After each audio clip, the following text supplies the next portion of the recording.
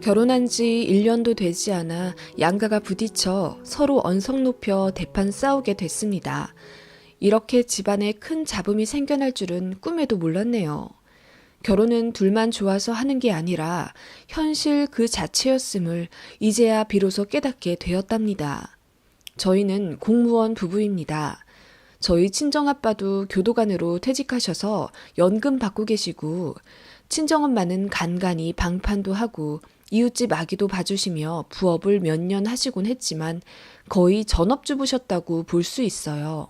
그리고 저는 외동이고요. 저희 시댁은 시장에서 과일 도소매 하시는 분들이고 손아래 시누이 하나 있습니다. 시누이는 고등학교 졸업하자마자 무작정 상경해서 이 일 저 일 하며 20대의 대부분을 보냈다고 하더군요. 거의 알바 위주로 하며 시간을 보냈던 것 같아요. 편의점, 콘서트 안내원, 대리운전 콜센터까지. 작은 원룸 살면서 그렇게 알바 좀 하다가 다시 쉬고 돈 떨어지면 다시 알바 구해서 하고 그렇게 살았나 보더라고요. 당연히 모아둔 돈 없었습니다. 빚이나 안 지면 다행이었을까요? 아무튼 시누이는 저희 결혼식에 축의금은커녕 선물 하나 주지 않았습니다. 아무리 여동생이라도 오빠 결혼식에 이렇게 아무것도 안 해도 되나요? 저는 좀 의아했어요. 이상해서 주변에 물어볼까 하다가 괜히 창피해서 말 안 했는데 저희 친정에서는 그냥 개인 형편이 어려우면 그럴 수도 있다고, 나중에 살면서 도움 받을 일이 있을지 누가 아냐고, 이왕 가족된 거 너른 마음으로 받아들이라고 저에게 말씀하셨네요.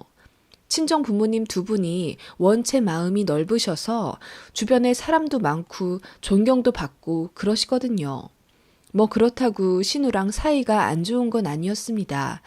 만나면 깔깔거리며 웃기도 했고 저한테 얄밉게 말한 적도 없거든요.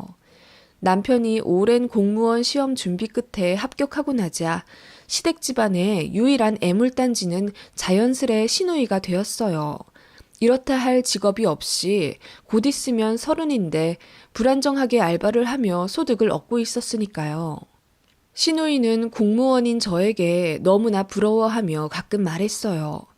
언니, 좋겠어요. 나도 이제 좀 괜찮은 직업 가지고 사무실에 앉아서 일하고 싶어. 그동안 알바나 하며 살았던 게 너무 후회돼요. 이제 제대로 된 직장 가질 수 있을까요? 아직 30도 안 됐잖아요. 지금이라도 목표의식 가지고 뭐든 준비해봐요. 모르겠어요. 엄마는 그냥 과일 가게 물려받으라고 하는데 저는 시장에서 일하기 진짜 싫거든요. 어쩌죠? 신우는 그렇게 30 다 되도록 본인 진로를 정하지 못하고 방황했어요. 솔직히 얄밉고 싸가지 없는 신우라면 그것조차 꼴보기 싫을 수는 있겠지만 제가 오해했던 것과 다르게 성격 괜찮더라고요. 착하기도 했고요. 본인이 제대로 자리를 잡지 못해서 가족에게 짐을 지울까봐 그 점을 제일 불안해하는 이타적인 성격이기도 했습니다. 그런 신우에게 어느새 정이 들어서 가끔 5에서 10만 원씩 용돈도 몰래 쥐어주기도 했고요. 저보다 3살 어려서 또래인 듯 여동생인 듯 했습니다. 신우이랑도 한 달에 한두 번 만나게 됐었는데 만날 때마다 분위기 좋았어요. 다만 복병은 시어머니였습니다. 시어머니는 결혼 전에 정말 쿨하고 마음 넓으신 분인 줄 알았어요. 예물 예단 다 필요 없고 저희만 잘 살면 된다고 하시며 결혼 준비에도 일체 관여 안 해주셨고 인사 갔을 때도 우리 며느리 하시며 참 예뻐해 주셨죠. 그런 시어머니였던 터라 저는 솔직히 시댁 잘 만난 줄 알았습니다. 시어머니의 본색이 드러난 건 결혼하고 나서, 아니 시누이가 공장에 취직하고 나서였습니다. 시댁에서는 시누이에게 서울에서 시간만 버리고 있지 말고 내려와서 과일 가게 일이라도 도우라고 매일같이 성화하셨습니다. 아니나 다를까 시누이가 살고 있던 원룸 건물이 경매로 넘어가며 한순간에 내쫓기게 되었어요. 오갈 데도 없고 모아둔 돈도 거의 없는 시누이는 결국 시댁으로 내려오게 되었습니다. 과일 가게에서 죽어도 일하기 싫다던 시누이는 결국 인근 공장에 취직하게 되었습니다.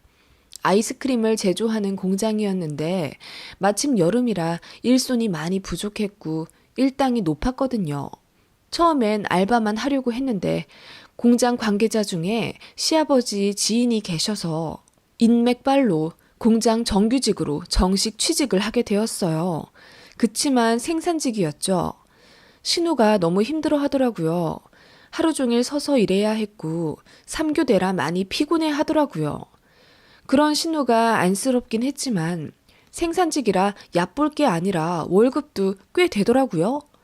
일이 고되고 사람들 텃세에 스트레스도 많이 받았지만 난생 처음 받아보는 목돈에 신우는 신나서 공장 일을 다니기 시작했어요. 그런 모습을 시어머니는 늘 안쓰럽게 보시더라고요. 에구, 내가 공장만은 안 보내려고 했는데 매일같이 기계 앞에서 제대로 앉지도 못하고 서서 일하니 얼마나 힘들고. 엄마, 나 괜찮아. 그리고 돈도 많이 버는걸? 나 생산직이 좀 맞는 것 같아. 진작 공장 다닐 걸 그랬어. 철 모르는 소리 하고 있어. 너도 니들 오빠네처럼 편하게 앉아서 일해야지. 엄마, 우리도 하나도 안 편해. 앉아서 일한다고? 여보, 우리가 앉아서 일해? 뛰어다닐 때도 많지? 네, 어머님. 저희가 옷만 정장 입고 사무실에서 일하는 거지 민원 처리하고 이것저것 하다 보면 자리에 앉아있을 때도 별로 없어요. 그래도 사무직만 하겠냐? 공장 일이 얼마나 힘든데. 정작 신우는 이제야 제대로 돈도 벌고 적성에 맞는 것 같다며 잘 다니는데요. 그리고 생산직이 어때서요? 아무튼 공장 정규직 되기도 힘들잖아요. 저랑 남편은 그렇게 생각하거든요. 그런데 시어머니는 공장에 대한 선입견이 있으신지 그렇게 신우가 안타깝다며 감싸셨고 공장에 들어간 게 너무 불쌍하신지 눈물까지 흘리시더라고요. 그리고 공무원인 저희 부부에게 삐딱한 시선을 보내기 시작하셨어요. 동생도 공무원이면 얼마나 좋아. 사돈 어르신처럼 나중에 퇴직하면 연금 200씩 따박따박 받고 니들이 쟤 좀 잘 구슬려서 공무원 시험 준비하게 좀 도와주면 안 되겠니? 니들만 잘 먹고 잘 산다고 되는 게 아니잖아. 형제가 잘 되어야 다 같이 잘 되는 거지. 엄마, 이제 공부한다고 뭐가 되겠어? 그리고 현주 잘 다니잖아. 쟤 공부하기 싫다고 대학도 안 가고 혼자 서울 가네야. 가만히 앉아서 공무원 시험 준비를 할 수 있겠어? 그리고 해도 안 되면 그땐 어떻게 할 거야? 우리가 제 인생 책임져 줄 것도 아니고 지금 적성 잘 맞는 일 포기하지 않게 잘 격려해 주는 게 진짜 도와주는 거야. 네, 어머님. 생산직이라고 너무 힘들게만 보지 않으셨으면 좋겠어요. 아가씨 요즘 좋아 보여요. 태어나서 처음으로 1,000만 원 벌었다고 좋아하는데 저희는 기특한데요? 오히려 저한테 그동안 용돈 줘서 고맙고 결혼할 때 제대로 축의금도 못 보내줬다며 얼마 전에는 처음으로 100만 원까지 주더라고요. 안 받으려고 했는데 성의 무시하지 말라며 가방에 억지로 넣어주고 너무 고맙더라고요. 뭐? 그 불쌍한 애가 주는 100만 원을 그래서 홀랑 받았다는 거야? 네? 어머님, 그게 무슨... 아니, 받을 돈이 따로 있지. 힘들게 공장 일해서 돈 버는 애한테 편하게 앉아서 일하는 너 같은 사람이 100만 원을 덥석 받는다는 거야? 어머님, 그렇게 말씀하시면... 엄마, 그게 무슨 말이야. 말이 너무 심하다. 그리고 지금 현주가 우리보다 돈 더 많이 모으고 있어. 우리는 대출금 때문에 번 돈 다 나가고 있구만. 대출금이 그냥 허공으로 나가는 돈이냐? 그 돈 모여서 내 집 되겠지. 어찌 일이 하나만 알고 둘은 모른다냐. 시어머니는 제가 신우에게 100만 원을 받았다는 이유로 그렇게 처음으로 극대노하시며 저희를 혼내시고 언성을 높이셨습니다. 저희 부부도 너무 화가 났고 시어머니랑 싸웠어요. 우리가 현주한테 100만 원 이상 더 해주면 해주지. 그 돈 홀랑 받고 모른 척할 사람들이야? 남편이 더 열받아서 당분간 시댁 안 오겠다고 했고 시어머니도 저희 얼굴 보기 싫다며 오지 말라고 하시더군요. 시누이가 자리를 제대로 잡지 못한 게 꼭 저희 때문인 것처럼 말씀하시니 황당하고 열받더라고요. 그리고 지금 신우이랑 사이 좋은데 시어머니의 이상한 욕심으로 뭔가 균열이 생겨간다는 게 어이가 없었죠. 신우는 나중에 이 사실 알고 시어머니에게 화내고 저희한테 사과하더라고요. 자기 때문에 이렇게 된 거라면서. 어느 날 시어머니로부터 전화가 왔습니다. 신우이가 공장에서 다쳤다더군요. 그래서 지금 병원에 있는데 오빠 된 입장으로 가서 병간호도 좀 해주고 병원비도 좀 내주라고 하더군요. 남편이 그 말 듣고 아니, 당연히 가긴 갈 건데 병원비를 내야 한다고요? 공장에서 다쳤으면 산재 처리될 텐데 왜요? 아니, 공장에서 지들 잘못 아니라고 발뺌한다잖아. 일단 가봐. 그 말에 병원에 급하게 가보니 신우가 다리에 깁스를 하고 누워있더라고요. 라인에서 오류가 나서 2m 높이에서 떨어졌답니다. 그래서 발목에 금이 갔다고.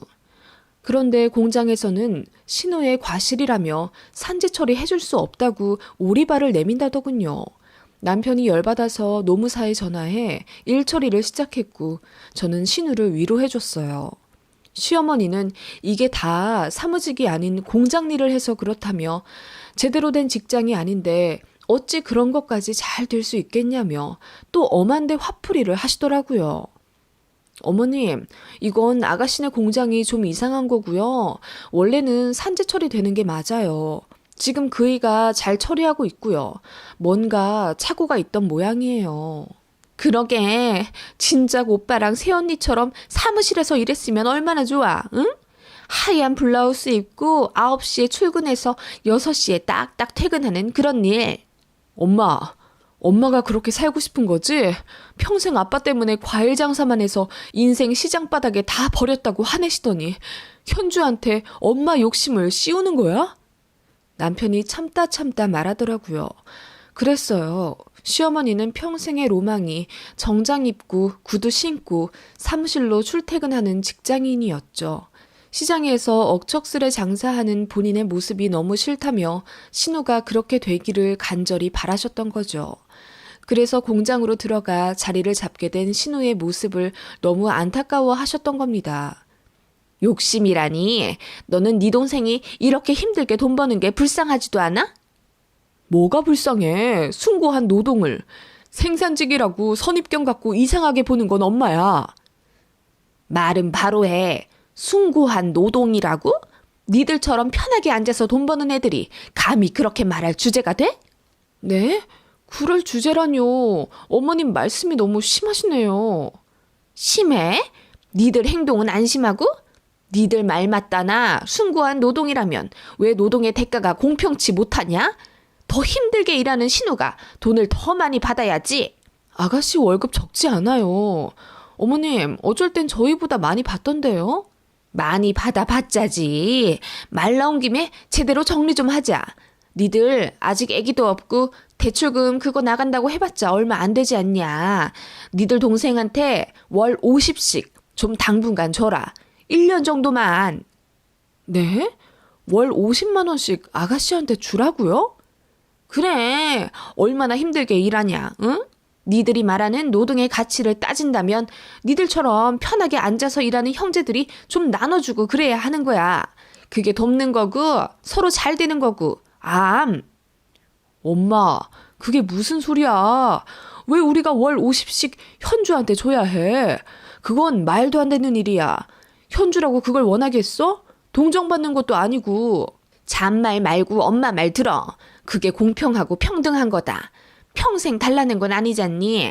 니들 애기 생기기 전까지 좀 동생한테 양보해. 엄마! 그렇게 시어머니는 대쪽 같은 고집을 부리시며 저희에게 월 50씩 신우에게 상납하기를 명령하셨습니다. 남편 당연히 길길이 날뛰며 반대했고 저 역시 너무 황당한 요구에 시어머니에게 처음으로 대들며 화를 냈어요. 시어머니는 계좌번호를 적어서 저희에게 딱 던져주시고는 다달이 돈 주지 않을 거면 앞으로 시댁 안 와도 되고 저희끼리 잘 먹고 잘 살면 된다고 하시더라고요. 그리고 그 일은 어쩌다 보니 친정 귀에까지 그 얘기가 들어가게 되었습니다. 뭐라고? 네 신우한테 월 50씩 돈을 줘야 한다고? 아니, 그게 말이 되는 소리니? 웬만하면 사람 좋은 소리 하시는 친정 부모님도 이번 시어머니의 말도 안 되는 강요에 불같이 화를 내시며 이건 말도 안 되는 일이고 초장에 잡지 않으면 제가 너무 힘들어질 것 같다면서 걱정하셨습니다. 처음에는 저희 남편을 따로 불러다가 알아서 해결하길 종용하셨죠. 남편은 절대 돈 보낼 일 없으니 안심하라고 하셨지만 저희 친정엄마가 원하시는 건 그게 아니었어요. 시어머니가 잘못된 생각을 하신다는 걸 바로잡게 해야 해. 그것부터 바로잡지 못하면 내 딸 결혼 생활 힘들어진다. 김서방이 못하면 우리가 할란다. 친정엄마는 그렇게 저희를 대동해서 시댁으로 출동하셨습니다. 갑자기 나타난 안사돈에 깜짝 놀라신 시부모님은 일단 사돈이니 깍듯이 인사해 주시더라고요. 친정엄마 역시 예의를 갖추어 인사하시더니 바로 본론부터 말씀하셨습니다. 사부인, 내가 우리 애들한테 말도 안 되는 얘기를 듣고 이해가 안 가는 부분이 있어서 직접 좀 여쭤보려 왔어요. 괜찮죠? 아, 네. 무슨 말씀이신지. 우리 애들한테 월 50씩 돈 각출해서 사돈처녀에게 다달이 주라고 하던데 그게 사실인가요? 아, 그건 좀 오해가 있네요. 나는 그냥 형제가 다들 잘 살길 바라는 마음에 다들 잘 살았으면 좋겠다고요? 안사돈 그건 좀 말에 모순이 있네요. 네? 그게 무슨... 사돈 처녀가 앞으로도 자리를 잘 잡을 수 있게 응원해주고 격려해줘야 진짜 도와주는 거지. 그깟 돈 50만 원 다달이 보태봤자 1년에 겨우 600인데 겨우 그게 사돈 처녀 인생에 큰 도움이 되겠어요? 사부인 이론에 따르면 사돈 처녀는 겨우 600만 원짜리 인생인 거예요. 맞아요? 뭐라고요? 600만 원짜리 인생이라고요? 아니, 사부인 말씀이 너무 심하신 거 아니요? 말씀이 심하신 건 안사돈이시죠. 이제 막 새 출발하는 신혼부부랑 새 직장 자리 잡은 사돈처녀 잘 살라고 격려해주진 못할 망정 그깟 돈 몇 푼으로 서로 의상하게 하는 게 이게 맞다고 생각해요? 그 돈 50만 원 안 보내면 하늘이 무너져요? 이봐요 사부인. 눈앞에 있는 것만 보지 말고 좀 멀리 좀 봐요. 애들이 잘 되려면 어떻게 해야 하는지 잘 생각해 보시라고요. 우리야 죽고 나면 그만이지만 남는 건 자식들이에요. 서로 의지하며 살아야 그게 진짜 잘 되는 거지. 당장 누구 손에 있는 빵이 더 적네, 많네 하면서 억지로 맞춰주는 건 애들 사이만 나빠지는 길이고 양쪽 다 배 부르지도 않아요. 친정엄마의 설교에 시어머니는 고개를 숙이며 아무 말 못하시더라고요. 김서방, 내가 오늘은 이렇게 직접 왔지만 앞으로 또 이런 일 생기면 김서방이 책임지고 알아서 조율 잘 해야 할 거야. 우리 딸 김서방만 믿고 이 집 시집 보냈는데 신경 쓸 일 생기면 그게 되겠어? 김서방, 나는 자네만 믿고 이제 가네. 친정엄마는 그렇게 시어머니에게 인사하고 바로 자리를 뜨셨어요. 시어머니는 처음에는 얼굴이 울그락불그락 창피해서 못 견뎌 하시더니 이제 저희에게 미안하다고 사과하시더라고요. 내가 그동안 못난 생각을 했던 것 같다. 그래, 사부인 말대로 니들이 5살 얼라도 아닌데 누구 빵이 더 크네, 누구 빵이 더 작네 하면서 내 맘대로 떼서 나눠주려고 했던 것 같아. 사부인 말씀이 맞아서 내가 너무 창피해지네. 미안하다. 이제 그런 말 안 할게. 어머님, 저희도 언성 높여서 죄송해요. 아니다. 그럴만해. 네 신우도 다치고 괜히 속상한 마음에 잠시 머리가 어떻게 됐었나 보다. 미안하다. 시어머니는 그렇게 저희에게 사과하시군 앞으로 신우도 짠하게 보지 않겠다고 약속하셨어요. 글로 쓰려니 단숨에 일어난 일 같은데 실제로는 2달 동안 일어난 일이었고요. 그동안 저는 스트레스로 인해 위궤양이 올 정도로 힘들었습니다. 그래도 이제는 다 해결됐고요. 시어머니는 다시는 안 그러겠다며 말씀도 굉장히 진중해지셨어요. 그래서 저도 시댁 때문에 스트레스 받을 일은 없게 됐죠. 친정엄마한테 너무 고맙고 미안해요. 남편도 저희 친정에 가서 정식으로 사과드렸습니다. 신우는 여전히 공장 잘 다니며 돈도 많이 모았고 그 돈으로 어느 빌라를 사고 싶다는 목표도 세운 상태고요. 시어머니는 저희 친정엄마한테 된통 혼나신 이후로 저희 친정에 대면대면 하실 줄 알았는데 오히려 정신 차리게 해줘서 고맙고 미안하다며 선물도 자주 보내시고 전화통화도 종종 하신답니다. 저희 친정엄마도 뒤끝이 전혀 없는 성격이기에 화통하게 사이 유지 중이시고요. 잠깐 이성을 잃어 모두를 힘들게 했던 시어머니시지만 그래도 아닌 건 아니라는 충고를 잘 받아들이고 사과까지 해주신 그 용기도 정말 대단하다고 봅니다. 솔직히 그 연세에 유연하게 받아들이시는 게 쉬운 일이 아니잖아요. 저도 시어머니에게 어떻게 보면 고마운 마음을 갖고 있습니다. 가족이 된다는 것 참 어렵다는 걸 절실히 알게 된 몇 달이었답니다.